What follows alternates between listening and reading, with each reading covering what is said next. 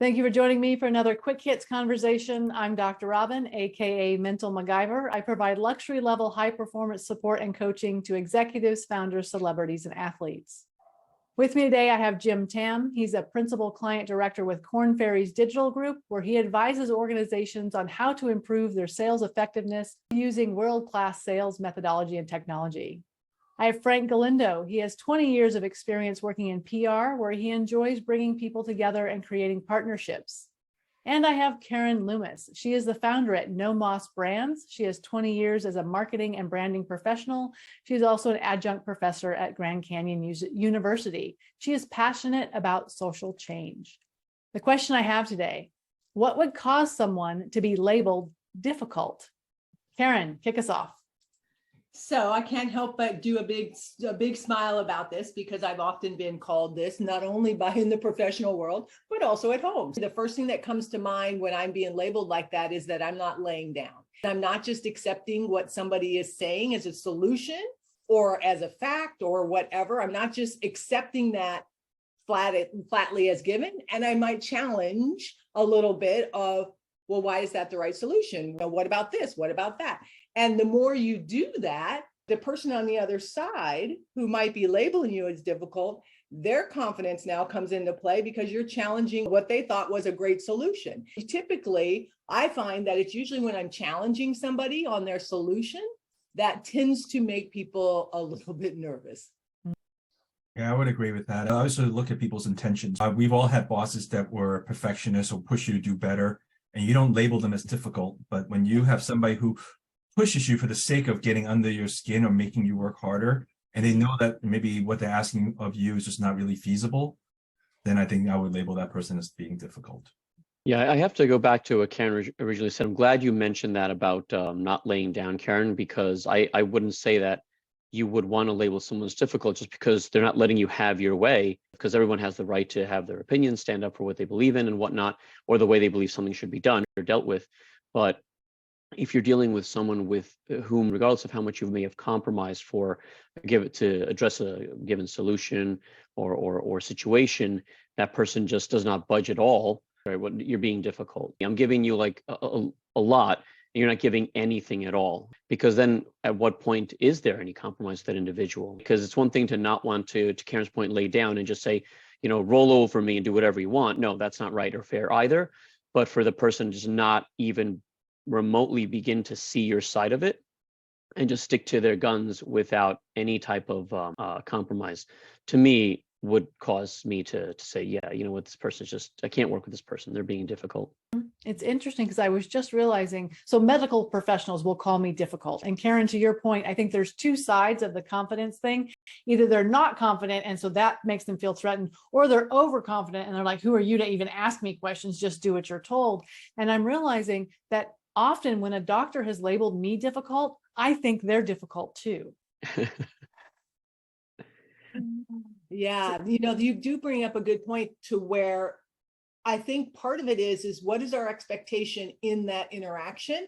Is our expectation in the interaction, especially when it comes to a medical professional, that they are the experts and we are to accept that anything they say is the way we should go with it, regardless of whether or not that might be things that are counter to our own ethical and moral values. And I think that does create that tension. But I think the normal everyday thing about being difficult is just, from my experiences, has always been about somebody else wanting to not necessarily have their way, but have it be easy.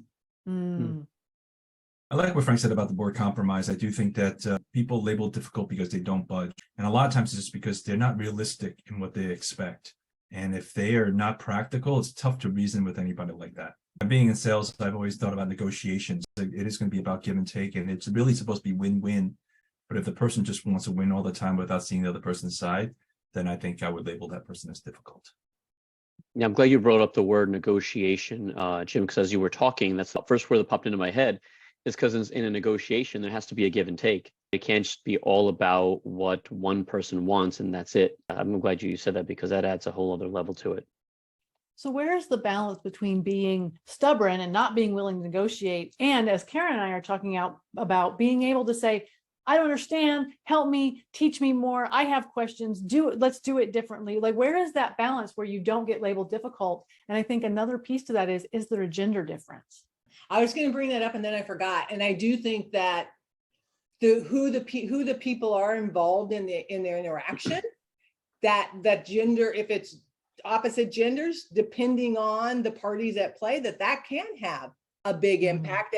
And most of my experiences have been that where I've been labeled difficult are typically in the professional world. And most of my experiences tend to be in a very male dominated world. What my expectations might be and what their expectations might be on how I should respond to them because they are C-suite or whatever their label might be. That's really interesting, Dr. Robyn. I've never actually thought about gender playing a role. It would always be the person's personality, but I can certainly see where there could be some gender conflicts in the labeling. If a woman is difficult, she's called a B. But a man, he's just being persistent. He's sticking to his guns. That's interesting. I never thought about that before. Mm-hmm. Yeah, and biases can come into play, where there are expectations of a group of people or gender of people. Well, they should be this way. If they're not being that way, then they're being difficult or they're just not working with me here. So that's a good point that Karen brought up with the gender. I can't help but just kind of equate this conversation to what we just dealt with here in this country with trying to, do we raise the debt ceiling or not? I mean, both political parties go out of their way to be extremely difficult, or at least that's what we get to see it from the media. So behind closed doors, now you've got two difficult people going at it, but now they don't have the limelight. Does that change their behavior? I think in politics it's a little different because they tend to play the long game. They're not going to give up because they want something else later on. It's never really about the issue at hand. I can't give an inch, even though I may agree with you. I can't show that I'm agreeing with you. And unfortunately, that's what a broken system where I can't negotiate with you in good faith. Mm-hmm. I wonder is there situations where we as individuals put ourselves in that kind of situation where we feel like we can't be easy to get along with because it creates an environment where we can be taken advantage of? Is that the opposite side of difficult?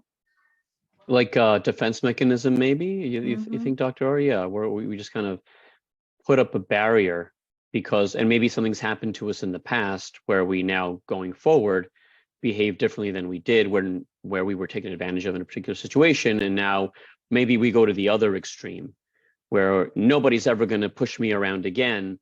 And now maybe you might lose a certain level of reason and rationale when you do that. I think in my younger days, I probably was not as easy to budge because I was too idealistic and I thought things can be perfect.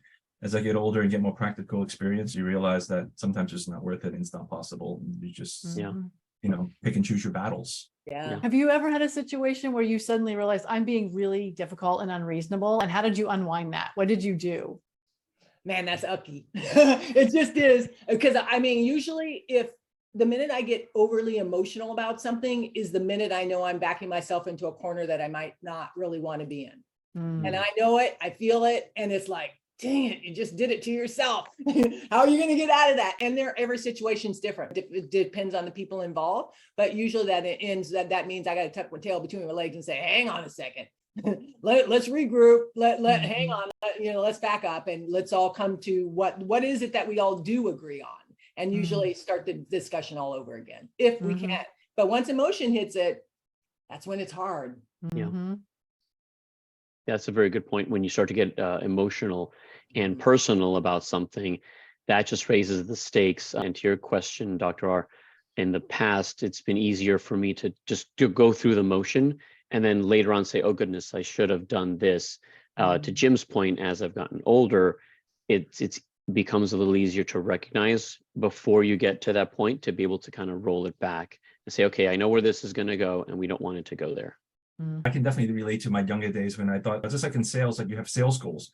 And as a sales manager, you give people sales goals and then you beat them over the head because they didn't make the sales goal. And then you realize it was never achievable in the first place.